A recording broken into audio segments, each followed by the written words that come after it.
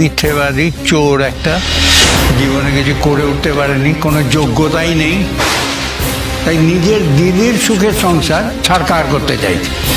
তিতলিকে ঠাম্মি বলে, তুমি এমন জোচ্চোর মেয়ে কেন বলো দেখি?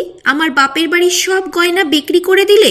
দাদু বলে, তুমি রাহির বাপের বাড়ি নিয়ে কোনো কথা বলো না দিদি। রাহি ভাবে এই বাড়ির শুভ গয়না তুমি হারিয়ে যেতে দেও না ঠাকুর, তাহলে আমি নিজেকে কোনোদিনও ক্ষমা করতে পারবো না। আজ আমার জন্য সবাইকে এই দিনটা দেখতে হচ্ছে। আমি দোষী নই, তাও কোথাও না কোথাও আমিও জড়িয়ে আছি। গয়নার দোকানের ভদ্রমহিলা চৌধুরী বাড়ির গয়না এনে বলে, এইসব ঐতিহ্যবাহী গয়না আপনাদের বাড়িরই হতে পারে, তাই আমি এনেছি। তিতলি চমকে যায় আর ভাবে, এনার কাছেই তো আমি গয়নাগুলো বিক্রি করেছি, আমাকে দেখলে তো চিনতে পেরে যাবে। পালাতে হবে এক্ষুনি এখান থেকে। ভদ্রমহিলা বলে, একটা কম বয়সী মেয়ে এসেছিল গয়নাগুলো বিক্রি করতে।